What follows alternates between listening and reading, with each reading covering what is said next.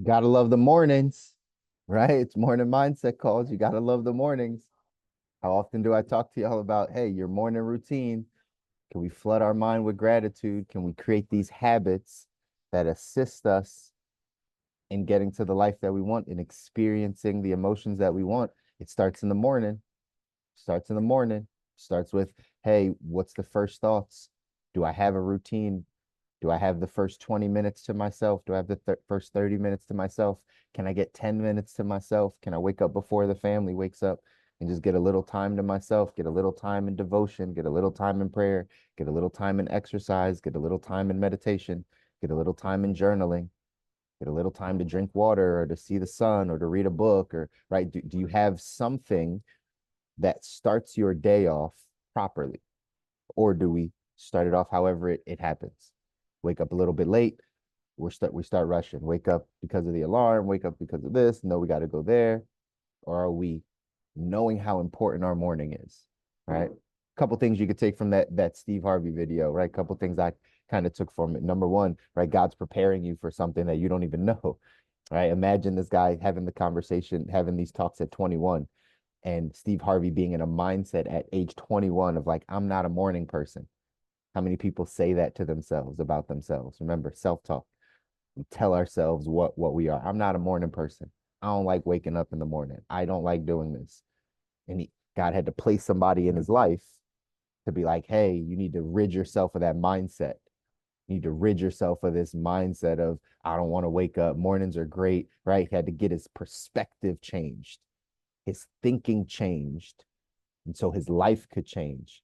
Fast forward when he's in his 40s, he has right the morning radio show. He's waking people up, and he could now correlate. Right, we can connect the dots. Hindsight's 2020. Right, you can connect the dots that 20 years ago, God was literally trying to wake him up, literally wake him up to be like, hey, you're gonna need to learn this. You're gonna need to get out of this mindset of right. I like to sleep in because you're about to be influential in people's lives early in the morning. So that's something you could take from it, right? God's always preparing you for something. Here's another thing I take from that, right? Energy is contagious. Who we hang around, who we're around is infectious. Think he had a guy, a single person, call him with an energy that he did not have. This guy's energy was on 1,000 in the morning. Steve Harvey's energy was on zero. And he would call and he kept giving him energy on 1,000 to the point that Steve Harvey was like, man, I got to figure this out. I got to get my energy up or this is just going to keep pissing me off. And the guy basically had to confront him and be like, why are you thinking about it this way? Right. Like, why is your mind in this place? But he needed that energy. He needed that person to say, hey, let me spark this in you. So, questions are, do you have that for yourself? I try to be that for some of you. This group tries to be that for some of us. Granted, we get it Monday, Wednesday, Friday morning for 30 minutes, but this is what this tries to be. Hey, wake up thinking the right things with the right energy, with the right motivation, the right enthusiasm to go off and crush your day. That's what this is about. Do you have that for yourself in your life outside of this? Do you have a way to inspire, motivate, bring your energy up outside of these calls? Better question. Do you do that for other people? If you're getting this, if you're able to consume this, if your energy is on 1,000 when you wake up, if you have good disposition about yourself, if you've been taking in this information and applying it so you have more patience and more peace and more joy and you have a better outlook on life and you're not as pessimistic and you know that right trials don't last forever. If that's you, are you doing that for somebody else? Because there's someone else that's waking up on zero, and now at least you might not be waking up on 1,000, but you're waking up on 900, right? So can you do that for somebody else? Can you be someone's morning call? Can you be someone's afternoon pickup? Can you send the message out to someone, right, of the scripture or whatever it is to pick them up? Because energy, right, it's contagious. That's something I just took from that video. Steve Harvey had a person in his life. Granted, he was 21 to wake him up to this stuff, but he had somebody that could transfer energy and shift his mindset. That's what we're trying to do. Change your mindset, right? Transfer this energy to you. Know that you can make this happen. Know that you have what it takes. Know that if we just get a couple of these things in place, you can get to the life that you want. But you need inspiration, you need motivation, you need to keep doing it. But who motivates the motivator, right? Who motivates you? How do you put those systems in place, those mechanisms in place? Starts with the morning time. You can put on the full armor and get yourself prepared for the day. Good things will happen. If you control your mornings, you can control a lot more of your day. If you can't control your mornings, it becomes tough. So that's some stuff we just took from Steve Harvey on that side. I'll put it, I'll kind of cross-reference with our text. 177 mental toughness secrets of the world class. Number 114 says champions are of good cheer. So that's the other thing. That guy woke up in good cheer. He was just naturally, right? Again, we're all going to have ebbs and flows in life and things are going to happen to us. And of course, our emotions are going to, right, ebb and flow. But in general, are you of good cheer? In general, when you're around people, do they see you as someone of good cheer? In general, do you have the ability to inspire, motivate, right? Encourage people, recognize people? Are you naturally of good cheer? Because this is a trait of world-class people. This is a trait of people that are champions, right? We're of good cheer. And these are all the things you can take from that video. Here's what it says in the text. It says, amateurs inadvertently create their own mediocrity by the thoughts they entertain. We'll just stay there for a second, right? Amateurs inadvertently create their own mediocrity by the thoughts they entertain, by their thoughts. Professional performers consciously create world-class results by carefully constructing every thought. Foundation of this philosophy seems to begin with a sunny disposition. In other words, the world class is of good cheer by conscious choice. The great ones are acutely aware of their thoughts. Their thoughts create their circumstances, while the masses continue to reverse the equation. Is the world class so happy because their lives are so fulfilling, or are their lives so fulfilling because they are happy? Champions know that their inner world determines their outer world. Say that again. Champions know their inner world determines their outer world. Knowing this, they act the part of the successful, fulfilled, and happy person until the part becomes them. They have learned that in order to attract extraordinary success, fulfillment, and happiness, they must first become these things.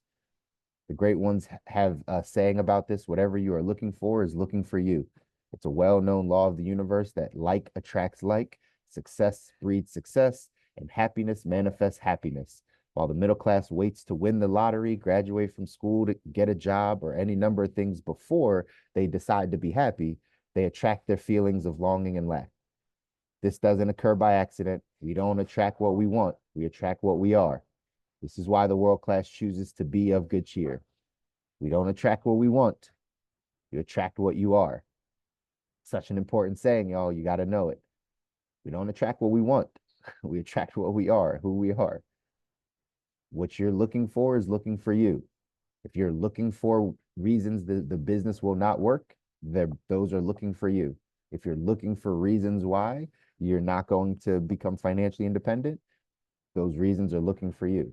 If you're looking for reasons why you will be happy and fulfilled, those reasons will find you. If you're looking for reasons to be grateful, those reasons are looking for you. That's how this works.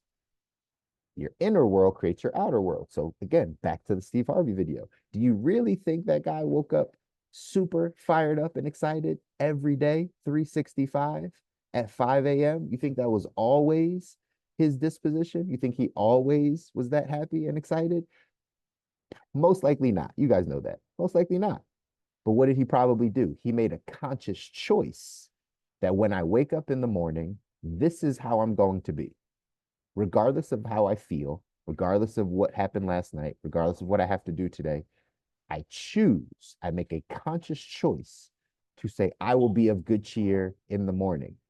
The guy on the video, to the point, started calling all of his team and giving them that.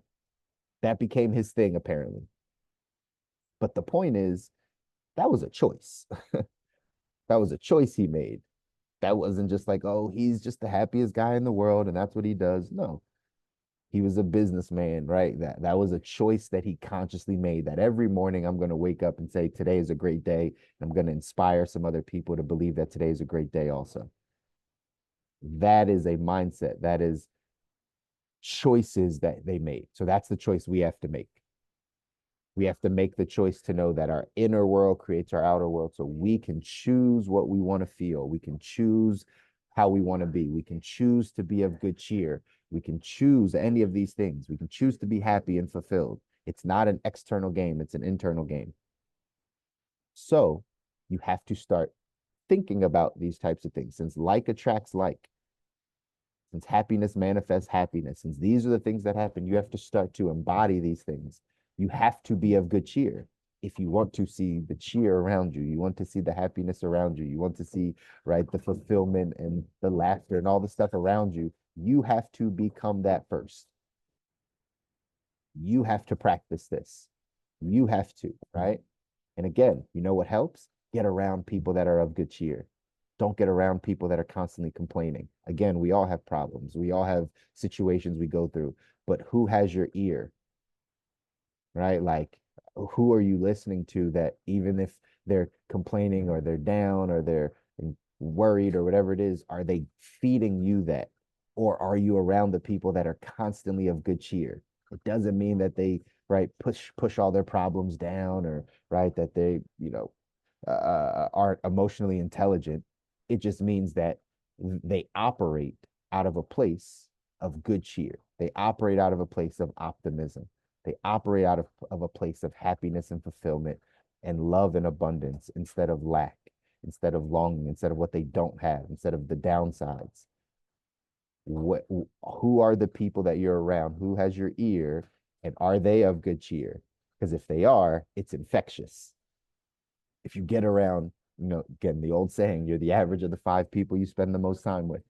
Right? You're the average of the five. So if the five people you spend the most time with are constantly of good cheer, they made the choice to just be happy, to look on the bright side of things. Sure, they have problems, but they're talking to you about the good things. If that's who you're around, you'll become that. If those are the messages you're taking in, you'll become that. The opposite is also true, y'all. If you're taking in the messages of lack and worry and fear and doubt and I'm not sure and all, oh, political this and worries this and the world's so bad and I can't catch a break and my luck is bad. If those are the people you're around and the messages we're hearing, it's going to be really hard to be of good cheer, to be optimistic, to continue to say, you know what, this is the life we're going after and we're going to be able to make that happen. So, got to get around the right people. Energy is infectious. Mindsets are infectious. Who are you listening to? Who has your ear? How often are you jumping on these calls? How often are you getting around other people that think like we think, that have goals, that have dreams, that want to become the highest, grandest expression of themselves, that want to get to the place where they can design a life they don't need a break from? How many of those people are you around? Because that energy, that mindset is infectious. And that's how you learn to attract success. You learn to attract it by getting around the ideas, the feelings, the energies that attract success, that attract money.